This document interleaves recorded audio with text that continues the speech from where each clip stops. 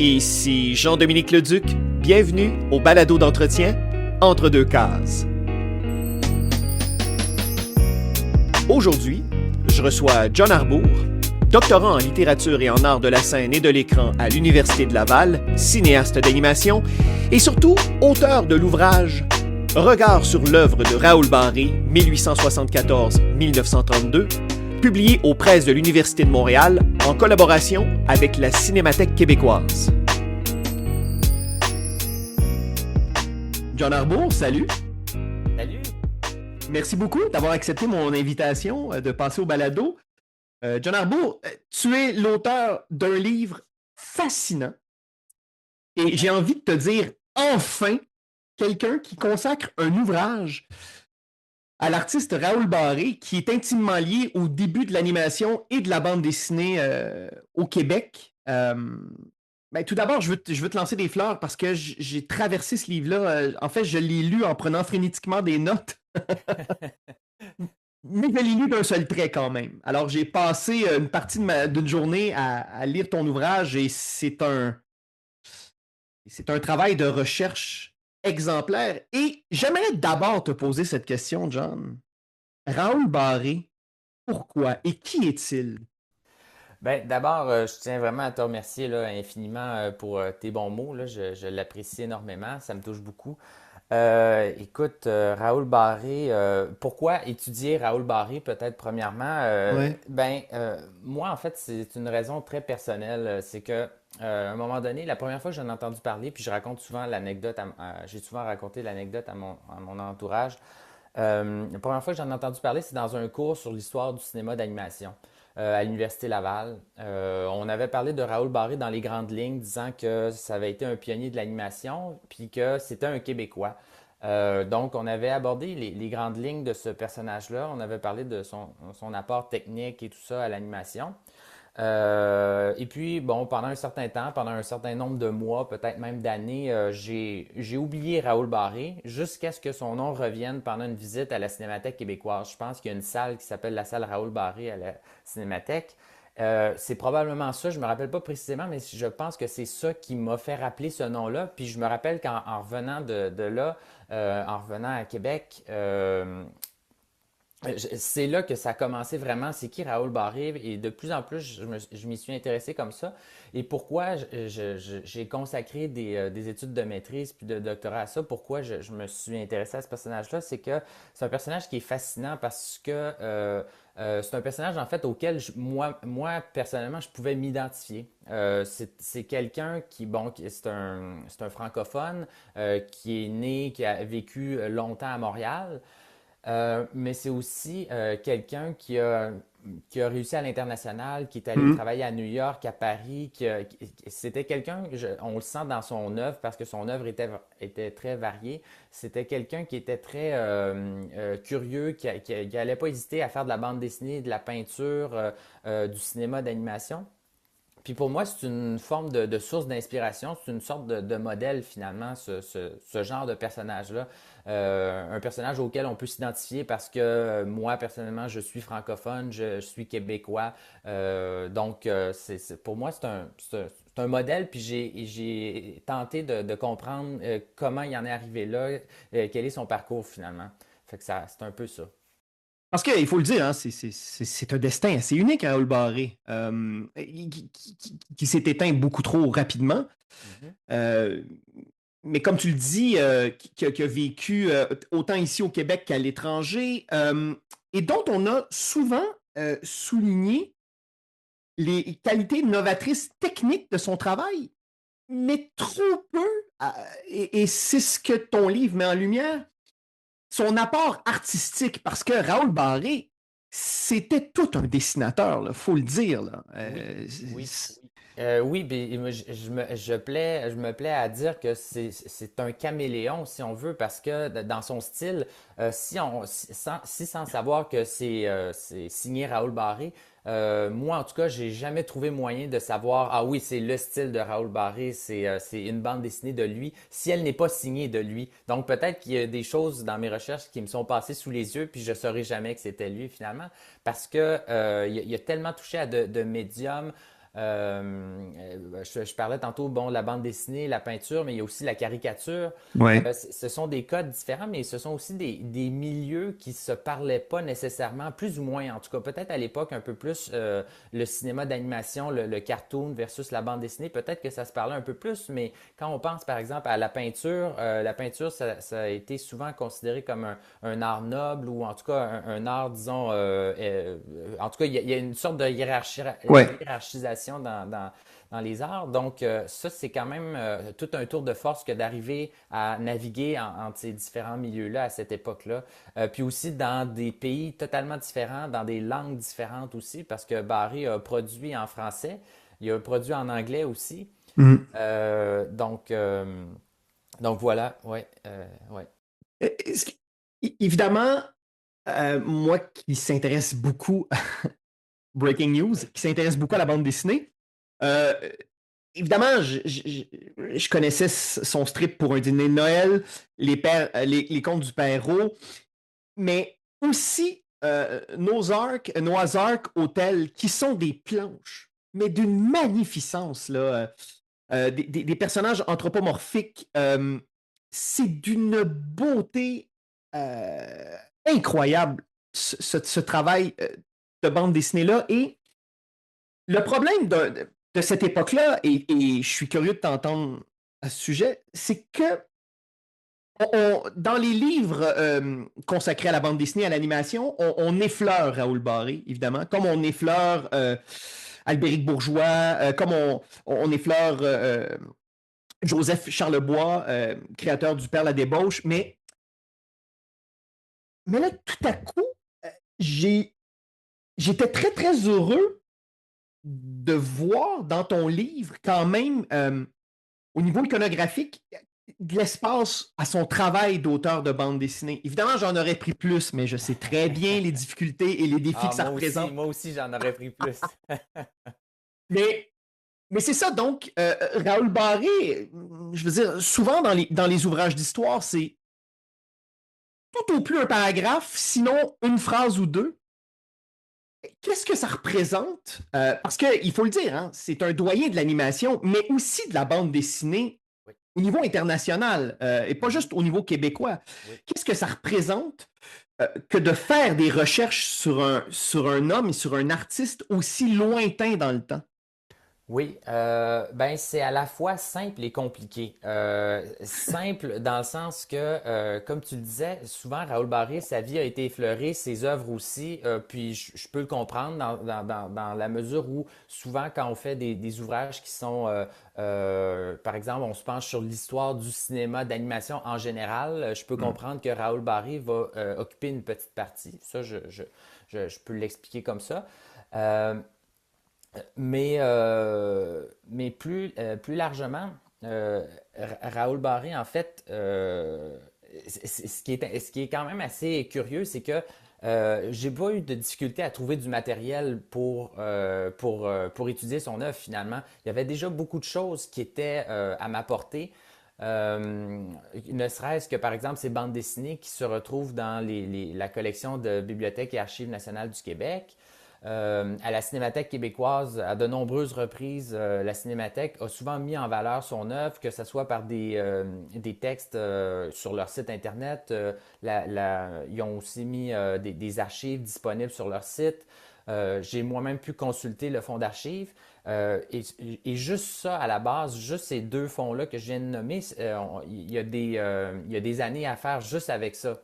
Hmm. Euh, et puis, donc, il y a ça. Puis ensuite, ben, il y a toute la question de pourquoi Raoul Barré n'a pas été étudié avant ça. Euh, il y a plusieurs raisons qui ont déjà été évoquées là, dans des textes qui me précèdent. Mais en gros, Raoul Barré, bon, c'est ça, comme je disais tantôt, il a voyagé à l'international. On peut dire même que c'est un citoyen du monde. Ouais, Donc, un chercheur américain qui s'intéresse à Raoul Barré va manquer une partie de son œuvre parce que une partie de son œuvre est francophone et est en évidemment. français. Puis il y a des fonds d'archives qui sont en France, il y en a, bon, etc. Ensuite, il y a plein de ses œuvres aussi qui sont dissipées aux quatre coins du globe. Je pense à ses tableaux, par exemple. Il y a il y a des gens, il y a des collectionneurs privés qui en ont.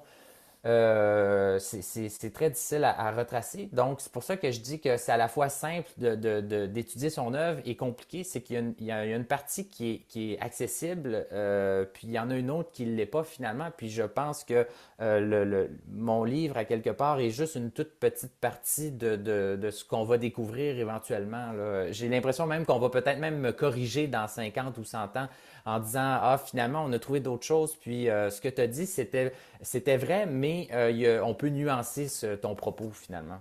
Mais ça, c'est la beauté de la recherche, Oui, en oui, fait. c'est vrai. C'est vrai. Ben, en fait, on peut dire ça de toute recherche, en fait. Ben oui. Oui, tout à fait. Mais le plaisir aussi que moi j'ai, c'est d'être une toute petite parcelle de ça. Si je peux donner je me rappelle plus si je conclus le livre comme ça, mais en tout cas, il me semble bien que j'avais écrit quelque part que j'espérais éventuellement que mes recherches allaient générer d'autres recherches aussi. Mhm. Puis moi je suis plus du côté cinéma, mais j'aimerais bien à un moment donné que quelqu'un fasse d'autres liens éventuellement ailleurs, ça serait fantastique. Et aussi, brosser le portrait d'un artiste, certes, mais aussi celui d'un homme. Et là, ça aussi, il y a différents types d'archives. À cette époque-là, évidemment, on parle beaucoup de correspondance. Euh, Dans ton livre, quand même, tu abordes certains passages de sa vie dont j'ignorais totalement. Mhm, Son incident psychiatrique, entre autres, qui mhm. relève de la... Mon Dieu, mais on dirait que c'est de la fiction, là. Ben, c'est On- peut-être de la fiction jusqu'à un certain point. Et puis c'est ça que j'ai essayé de démêler. Bon, puis d'abord, tu parles de l'aspect biographique. C'est quelque chose vraiment auquel j'ai tenu pour ouvrir le livre. C'était que je voulais que ça soit accessible pour tout le monde qui connaît pas nécessairement le personnage. Euh, Puis cette période-là que tu évoques, c'est un peu comme une légende. En fait, longtemps, ça a été considéré comme une légende. D'ailleurs, on voit bien les témoignages que je cite. Il y en a un qui Ouais. dit que c'est arrivé à tel moment. Il y en a un qui dit que Raoul Barré a lancé les billets dans les airs. Mais personne n'était là à ce moment-là, par contre. Ce sont tous des gens qui ont connu Raoul Barré, mais qui n'étaient pas là du tout quand c'est arrivé. Donc, déjà là, on peut se poser des questions. Bon, puis moi, c'était pas de savoir nécessairement Raoul Barré, bon, qu'est-ce qu'il a fait, qu'est-ce qu'il a pas fait, mais c'était un peu de replacer les choses, de les nuancer finalement. Mhm. Et je pense que j'y suis parvenu dans la mesure où j'avais trouvé un article de journal de l'époque qui évoquait que Raoul Barré avait bel et bien eu un problème de santé, en tout cas, on le sait, encore là, on ne le sait pas trop exactement. Il s'est passé quelque chose, il s'est passé une rupture à ce moment-là. Ouais. Puis donc, il s'est départi de son studio, mais cet événement-là me permettait justement de savoir à quel moment Raoul Barret avait terminé de faire des films finalement, en tout cas dans la première période de sa vie. Puis ça, pour moi, c'était le plus précieux, c'est-à-dire que j'ai pu dire, OK, à partir jusqu'à août 1918, Raoul Barret a arrêté de faire des films. Donc, ceux qui sont avant ça, c'est vraiment ses films à lui. Donc voilà. Puis cette portion-là, justement, biographique, pour moi, c'était important d'essayer de donner du nouveau. Qu'est-ce qu'on ne sait pas sur Raoul Barré? Quelles informations que moi j'ai accumulées en épluchant les journaux ou en tombant sur des informations. La famille de Raoul Barré aussi, ses descendants, puis ses descendantes ont été d'une grande aide également. Ils m'ont fourni des informations, même des archives. Donc, pour moi, tout ça était très important au niveau biographique, là, sans compter justement les illustrations dont tu parlais. Pour moi, c'était important aussi qu'il y ait quelque chose de nouveau à présenter aux gens. Ah oui, ben c'est ça, c'est que c'est passionnant parce que tout à coup, on commence à prendre la pleine mesure de l'œuvre et du fait que tu replaces ce créateur-là dans l'histoire. Et en lisant ton livre, je me faisais la réflexion qu'en fait, Winsor McKay et lui ont des parcours similaires en ce sens où tous les deux ont tenté. Ben là, Winsor McKay a plus que tenté de la bande dessinée, là, c'est quand même l'auteur de Little Nemo, mais tous les deux ont touché à la bande dessinée et l'animation à peu près à la même, ben, On pourrait dire que c'est des contemporains. C'est des Oui. contemporains, oui, Oui. tout à fait, et deux génies créatifs respectifs. Ça aussi, je m'étais jamais vraiment. C'est comme si, je sais pas, j'avais pas fait cette connexion-là Mhm. dans mon cerveau. Et en lisant ton livre, je me suis dit, ben oui, voilà, et on oublie à quel point c'est la création de deux médiums. Oui. C'est la création de la bande dessinée et de l'animation aussi. Et de comment ces deux médiums-là, dans une certaine mesure, en tout cas pour McKay et pour Raoul Barré, se sont nourris mutuellement. Oui, se sont connectés. Mm. Puis, ben, justement, il y a une partie, bon, en fait, il y a une grande partie où est-ce que j'étudie ces liens-là entre le cinéma d'animation de Raoul Barré et puis ses bandes dessinées. Et puis, moi, en fait, on ne le saura jamais, mais est-ce que ça fait partie de l'ère du temps ou bien est-ce que Raoul Barré a été influencé par un cinéaste ou un BDiste précis tel que Winsor McCay? Il y a ben, pas une légende, mais disons une rumeur. En tout cas, on peut se poser la question. euh, euh, il semblerait qu'un jour, Raoul Barré s'est intéressé au cinéma d'animation comme ça. Il aurait probablement vu un film de Winsor McCay en 1911 ou 1914, peut-être plus 1914 parce qu'il a Mm. commencé à en faire en 1915, 14 ou 15 en tout cas. Euh, ou peut-être de Émile Cole aussi, qui était un autre BDiste ou caricaturiste français de la même époque. Euh, Raoul Barré, ça aurait très bien. C'est peut-être que c'est ça le déclic que ça a déclenché chez lui, mais sinon, ben, c'est ça. Moi, pour moi, je vois ça comme très interconnecté, ne serait-ce que par exemple les personnages qui parlent avec des bulles comme dans une Mm. bande dessinée, mais dans un film. Puis ce que je dis un peu dans le livre, c'est qu'on pourrait voir ça plus. En fait, il y a deux façons de voir ça. Soit on voit ça comme une béquille, c'est-à-dire un film muet qui essaie de parler, mais on trouve une façon de faire. Ou bien, au contraire, on voit ça comme un langage inédit qui n'a plus jamais été réutilisé par la suite, parce qu'à un moment donné, je parle justement du rythme des bulles qui apparaissent, disparaissent, comme si les personnages sont en chicane, se disputent. Ben moi, pour moi, je trouve que c'est quelque chose de totalement nouveau, parce qu'on voit pas ça dans la bande dessinée, des bulles qui apparaissent et disparaissent. Puis dans le cinéma d'animation, ben, on voit plus ça par la suite. C'est vraiment la combinaison des deux médiums qui se rencontrent. Puis là, il y a quelque chose de nouveau qui émane de ça. Moi, juste ce petit passage-là, pour moi, c'était très révélateur, en tout cas, des petites trouvailles que Raoul Barré faisait, ne serait-ce que juste par le rythme qu'il créait dans le dialogue là, avec... Ah, moi, j'ai trouvé ça fascinant. Tout à coup, l'intégration du phylactère au cinéma, peut-être aussi parce que Barré, tout à coup, considérait que la bande dessinée était limitative au niveau sonore, justement, et de dire au cinéma, comme il était muet, de voir comment on peut aborder le phylactère. En fait, c'est ça qui est fascinant, c'est de voir Mhm. comment ces créateurs-là de l'époque euh, essaient des choses, Oui. tentent des trucs, parce que tout à coup, ce sont des langages neufs, ce sont des langages qui demeurent à construire. Mhm.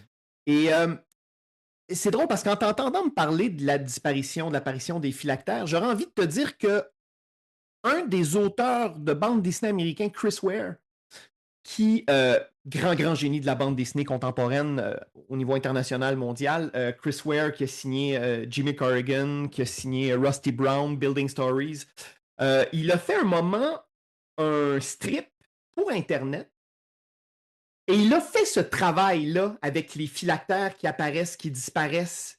Mhm. Et je me demande à quel point, parce que Chris Ware, c'est quelqu'un en tout cas, qui s'intéresse beaucoup au début de la bande dessinée, à l'animation, qui est un érudit. Je me demande à quel point il n'aurait pas découvert justement le travail de Raoul Barré et spécifiquement l'intégration du phylactère dans ses animés. Ben, tout est possible, mais c'est certain que le côté, en tout cas, phylactère, puis le côté très je dirais, très varié des utilisations de la bulle puis des codes de la bande dessinée. C'est pas nécessairement unique à Raoul Barré parce que il y avait d'autres films qui se faisaient dans d'autres studios, puis ils utilisaient plus ou moins les mêmes codes, mais c'était très éclaté, c'est le mot que je cherchais, c'était très Mhm. éclaté la façon de procéder. Des fois, c'était les bulles qui apparaissaient, qui disparaissaient, des fois, c'était les caractères qui apparaissaient au fur et à mesure que le personnage prononçait ses paroles. Puis des fois, ça arrivait bang, tu sais, soudainement, toute la phrase ensemble. Des fois aussi, on voyait les bouches bouger en même temps que la bulle apparaissait. Des fois, les personnages disaient rien du tout, comme si l'image était figée. Donc, il n'y avait pas de, comme tu dis, il n'y avait pas de procédé, là, de bonne façon de faire. Puis même Raoul Barré, d'un film à l'autre, des fois, ça change probablement parce que c'était un animateur qui était différent d'un film à l'autre. Des fois aussi, on utilisait des cartons, des intertitres au Mhm. lieu d'utiliser la bulle. Donc, c'est possible que Chris Ware se soit intéressé à Raoul Barré, mais peut-être plus largement à cette époque-là, à cette période-là Ouais. de l'animation du cartoon américain. Il n'y a rien d'impossible. Non, parce que dans un strip, entre autres, avec ses souris, ben, c'est une référence à Mickey Steamboat. C'est une référence aussi à Crazy Cat de George Herriman, autre grand créateur de bande dessinée qui a tenté aussi de l'animation Oui, il y en avec a eu ses. plusieurs films Ouais. d'animation en 1916, là, je pense. Fait qu'en Ah, même temps que, en même ouais. temps que Raoul Barré, c'est très contemporain, là. Mais Raoul Ba- quelle période effervescente! Ben, je te dirais même que Raoul Barré a travaillé pour le même studio qui faisait les Crazy Cat Ouais. de films d'animation. Donc, tout ça est tout là en même temps, là. Ce qui est fascinant aussi, c'est que ce fut un homme d'affaires, Raoul Barré, qui a eu son studio euh, et qui a donné une première chance à des créateurs qui ont été très importants par la suite. Oui, oui, c'est quelque chose qu'on parle pas beaucoup de à quel point Raoul Barré aurait pu, tu sais, le côté, je dirais, mentor de Raoul Barré, on n'en Ouais. parle pas vraiment parce que jusqu'à récemment, ben, en tout cas, il y a toujours eu des noms qui ont circulé, mais jusqu'à récemment, j'ai pu un peu plus peut-être sécuriser ces noms-là, et donc, ben, Raoul Barré, il y a en fait plusieurs des animateurs qui ont travaillé chez Disney par la suite dans les années 20 et 30, qui ont travaillé sur les Mickey Mouse, les Silly Symphonies, etc. Ben il y avait beaucoup de ces gens-là qui ont travaillé dans le studio de Raoul Barré, puis souvent c'était leur premier emploi dans le milieu de l'animation, c'était chez Raoul Barré. Un autre exemple qui est très parlant, c'est le producteur et le créateur de Félix le Chat, qui s'appelle Pat Sullivan, qui lui aussi était un BDiste à ses débuts, un Mm. cartooniste, puis bon, qui est devenu le célèbre producteur des films de Félix le Chat. Ben, en tout cas, un des premiers à lui avoir donné un emploi, si c'est pas le premier, c'est Raoul Barré. Il y a une lettre qui existe en fait dans laquelle il dit j'étais payé tant chez Raoul Barré, j'ai travaillé, mettons, 14 mois là, etc.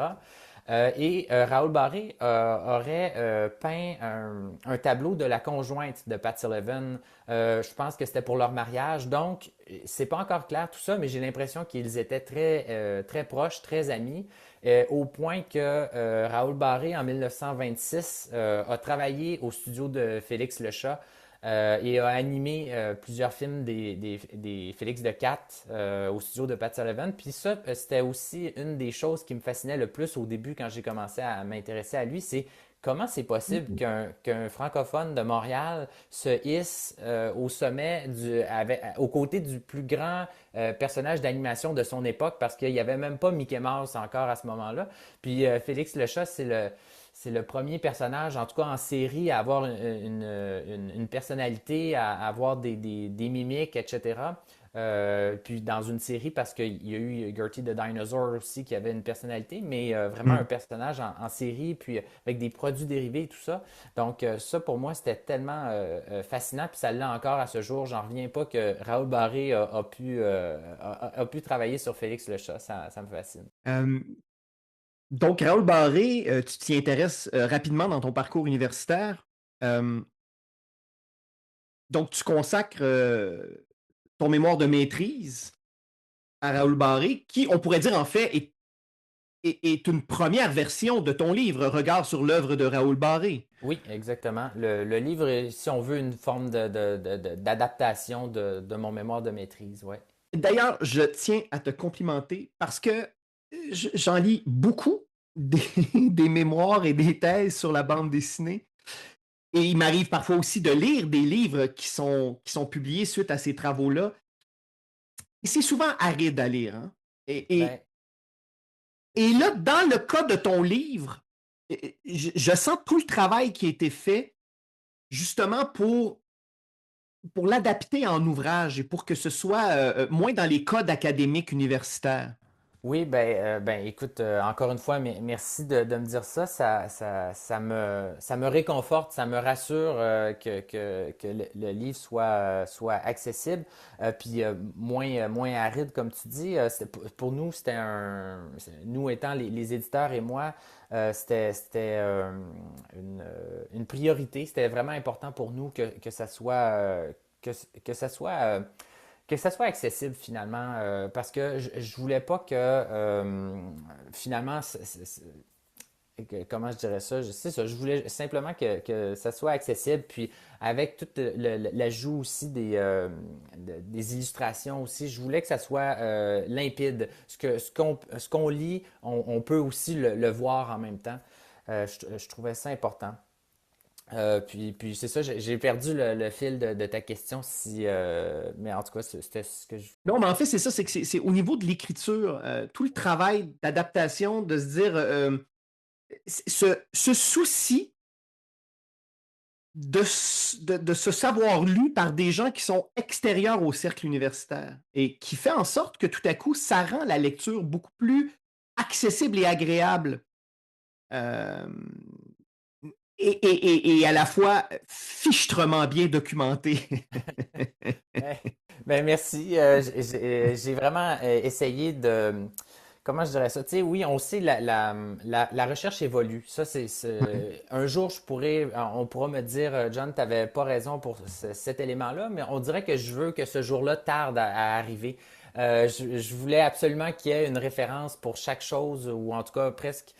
Je voulais pas qu'on puisse se contredire ou dire John Arbour fait pas bien ses recherches. Ça pour moi c'est quelque chose, c'est une hantise là pour moi. Tu sais. Tout ça est important pour moi. Puis au-delà de ça, ben je voulais vraiment que ça soit accessible, que l'histoire de Raoul Barré ben reste pas juste à l'université, qu'il y ait un résultat au bout de ça. Puis que ce résultat-là puisse être accessible à tout le monde. Parce que je considère que c'est une histoire qui mérite d'être mieux comprise. Puis, tu sais, au-delà de Raoul Barré comme tel, c'est important aussi de mieux connaître la culture québécoise, c'est-à-dire la bande dessinée, le cinéma. Puis, bon, Raoul Barré, ben, c'est un beau projet parce que ça m'a permis aussi non seulement de parler de la bande dessinée au Québec, mais aussi de parler de la bande dessinée aux États-Unis, le cinéma au Québec, le cinéma aux États-Unis, ce qui s'est passé en France. Dans une période, donc c'est très travailler sur Raoul Barré, c'est pas juste travailler sur un sujet puis s'y tenir finalement, c'est constamment aller à gauche et à droite, mais il faut essayer de créer du sens là-dedans. Ah ben c'est très réussi parce que évidemment, quand on amorce la lecture de ton livre, on se rend compte que toute cette dimension-là, internationale entre autres, moi c'est sûr que d'un point de vue de recherche, je me suis dit, oh, Et il surtout y a pendant beaucoup de travail. Et surtout pendant la pandémie, parce que tout ça, en fait, mon mémoire de maîtrise, je l'ai fait pendant la pandémie. J'avais accès à aucun fonds à ce moment-là pendant que j'écrivais. J'ai pu par après corriger des choses en consultant des fonds d'archives, mais quand tout était fermé, c'était pas évident. Mais j'avais les films, j'avais accès à Internet. Donc, c'est par la suite que j'ai pu compléter, mais c'était pas gagné d'avance parce que c'est ça, tout était fermé à ce moment-là. Donc là, ça me semble lointain maintenant, mais c'était tout un défi, je me rappelle, quand j'ai écrit mon mémoire de maîtrise. Ouais. Toi-même, tu réalises des animés. Est-ce qu'en côtoyant Raoul Barré, il y a des envies qui sont nées au niveau de l'animation, soit de produire, de réaliser un court-métrage hommage, de poursuivre son travail, de réinterpréter son travail? Est-ce qu'il y a des projets en ce sens-là? Oui, il y en a eu un dans ma thèse de doctorat que j'ai aussi consacré à Raoul Barré. C'est une longue histoire, mais elle est quand même intéressante, je pense, parce que Raoul Barré, en fait, bon, est décédé en 1932. Il est décédé d'un cancer, mais plusieurs mois avant son décès, il y avait un projet qu'il voulait absolument réaliser, qui était un court-métrage d'animation. Puis si le film avait été réalisé, ça aurait été le premier film d'animation québécois. Hmm. Parce que Raoul Barré, tous ses films d'animation, il les a réalisés aux États-Unis. Puis à cette époque-là, dans les années 20-30, il n'y avait rien du tout qui s'était fait au niveau de l'animation au Québec. Au Canada, je pense un tout petit peu plus, mais vraiment très peu, là. On ne pourrait pas parler d'un mouvement à cette époque-là. Il y avait très, très, très peu de choses au Canada.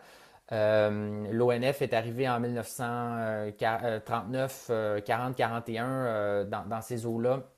Un organisme fédéral, mais à Ottawa, donc pas encore au Québec à ce moment-là. Donc Raoul Barré vraiment aurait vraiment défriché un énorme territoire si il avait réalisé ce film-là. Puis il y avait plusieurs choses qui étaient assez novatrices pour le Québec puis le Canada à cette époque-là. C'est un film d'animation qui mélangeait prise de vue réelle puis animation. Puis les deux interagissaient ensemble, mais pas de façon imbriquée. Ce que je veux dire, c'est que c'était pas du Roger Rabbit, par exemple, là. Ouais. C'était que quand il y avait une scène en prise de vue réelle, ben par la suite, il y avait une scène en animation, mais les deux étaient jamais présentés ensemble en même temps là, dans la même scène. Donc, ce film-là, en fait, racontait l'histoire d'un patient qui allait chez le médecin parce qu'il y avait des maux à l'abdomen. Puis là, le médecin lui disait, il faut absolument que tu boives beaucoup d'eau, c'est ça ton remède, ça va te guérir. Puis là, par la suite, on voyait les microbes dans l'estomac du patient, puis c'était des microbes anthropomorphes. Donc, il y avait un royaume, il y avait un roi, puis lui, en fait, essayait de diriger ses sujets pour survivre au remède qui était de l'eau. Donc, il y a de la pluie, il embarque dans une arche de Noé, etc. Donc, tout ça était censé arriver dans ce film-là. Puis c'était très novateur d'un point de vue le son. C'est un film qui était censé être avec du son avec de la musique, des effets sonores, etc. Ça aurait été fantastique que ça ait existé, mais donc le film n'a jamais pu se réaliser, mais il en reste des archives aujourd'hui, des tests d'animation, des notes, des scénarios. Puis moi, ce que j'ai essayé de faire dans le cadre de ma thèse de doctorat, c'est de faire la pré-production du film. Donc, le plus loin possible, me rendre Wow. jusqu'à au storyboard, à l'animatique. Puis, j'y suis arrivé. Est-ce que le produit est parfait comme il aurait dû être en 1932? Pas nécessairement, mais ça donne une meilleure idée de ce que ça aurait pu être à cette époque-là. Puis ça, c'est ça qui me fait plaisir, c'est que j'ai pu créer du sens dans tous ces papiers-là qui étaient désordonnés dans des archives et tout ça. Donc maintenant, en tout cas, je pense qu'on va mieux comprendre ce qu'aurait pu être ce projet-là. Fait que, donc, au niveau de la création, plus directement en lien avec Raoul Barré, il y a ça.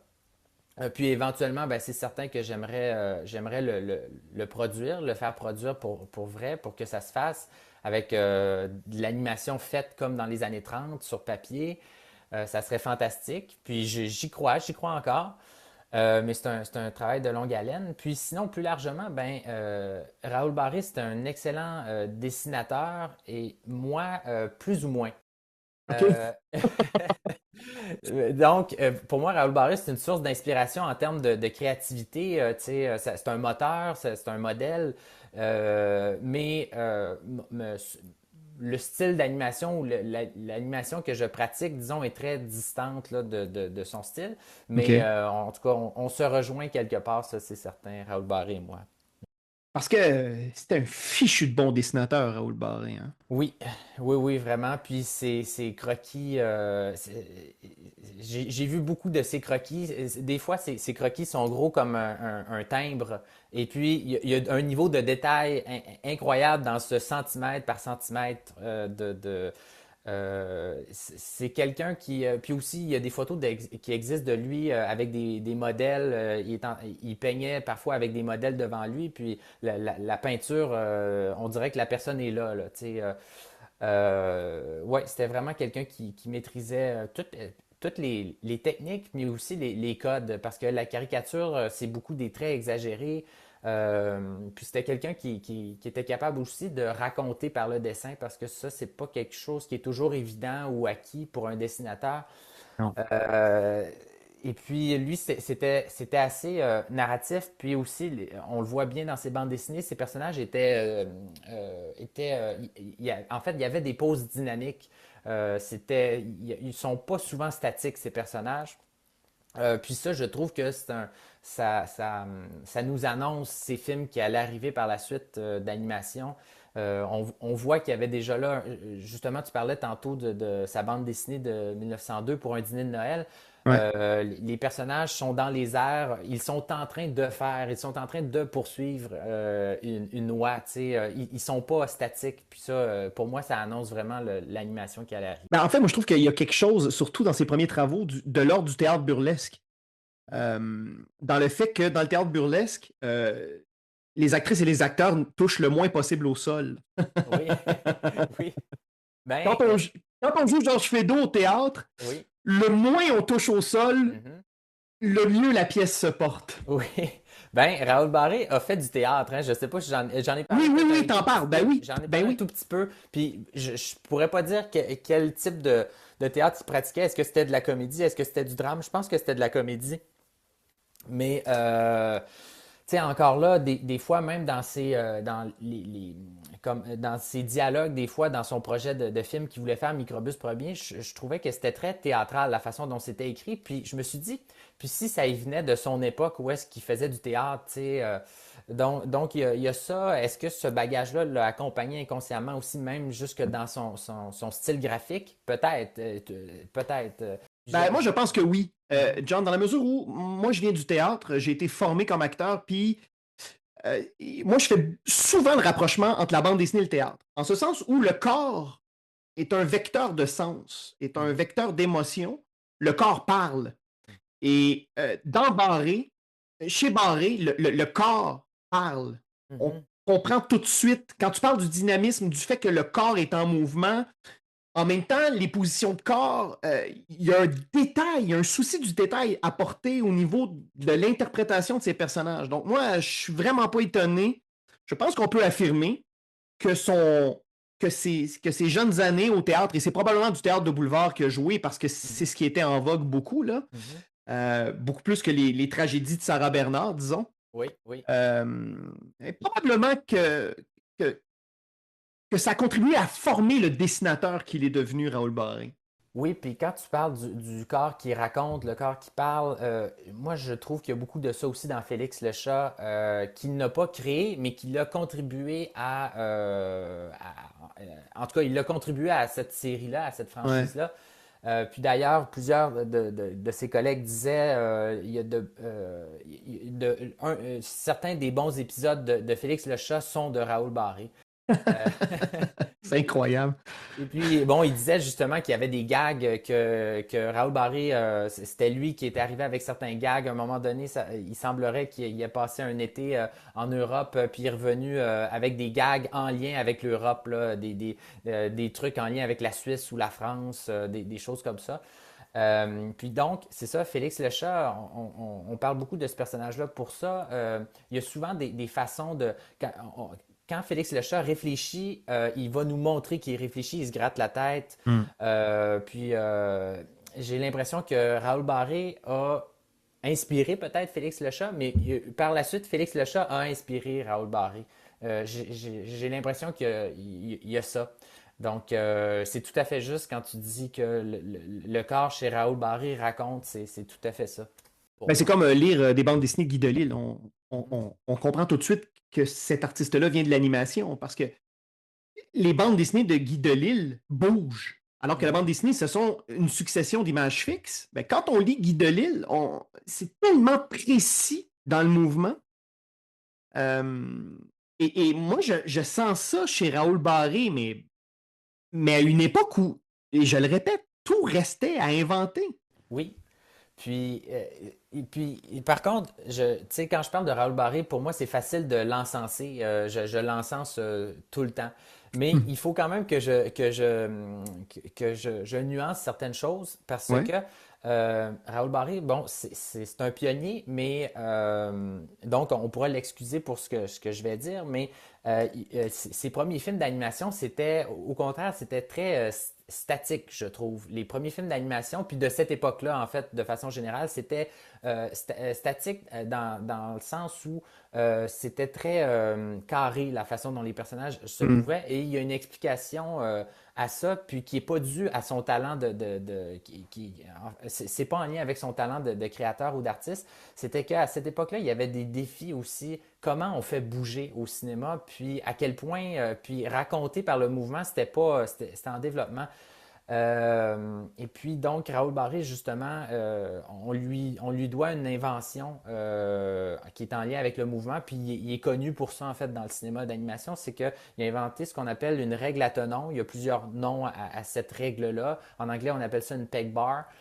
Ça sert en fait à, euh, à avoir un mouvement qui est stable parce que à l'époque, les feuilles, en fait, il n'y avait pas moyen de les aligner correctement dans les phases du mouvement. Mhm. C'est un peu difficile à expliquer sans dessin ou sans exemple, mais la règle Actenon, en fait, ce qu'elle permettait de faire, c'était de mettre les feuilles d'animation une par-dessus l'autre, de sorte à ce que le mouvement qu'on faisait sur le dessin suivant suivait le précédent. Donc, ça permettait d'avoir une certaine continuité puis d'avoir un mouvement plus raffiné.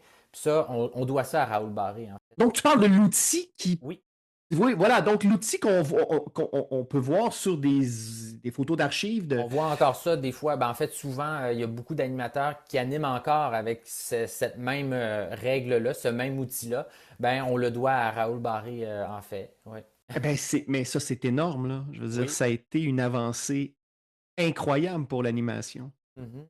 Donc, j'imagine que Windsor McKay, quand il a fait son animé avec le dinosaure, Gertie, oui, Gertie, Gertie, oui. et je sais pas si, je pense que c'est vrai, là.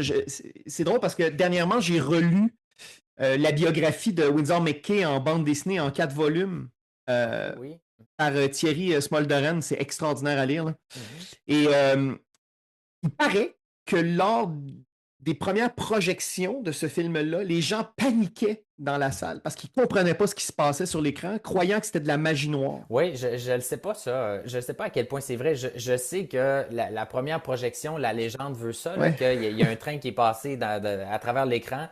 Est-ce que c'est vrai pour Windsor McKay? Je ne le sais pas, mais en tout cas, une chose est certaine, c'était que c'était quelqu'un qui jouait encore là avec les codes de l'écran, puis la réalité, parce que il y avait une sorte de performance, il interagissait en fait avec le film, tout ça était enregistré, mais lui était sur la scène, donnait une pomme à son dinosaure Gertie, etc. Donc tout était en place pour que les gens y croient finalement. Après ça, est-ce que l'illusion était tellement parfaite que c'est ça qui arrivait? Je ne sais pas. Je saurais pas le dire. Ben, peut-être que si on voyait ça aujourd'hui de nos propres yeux, on peinerait à y croire, mais j'imagine qu'à l'époque, c'était tellement nouveau. Mhm.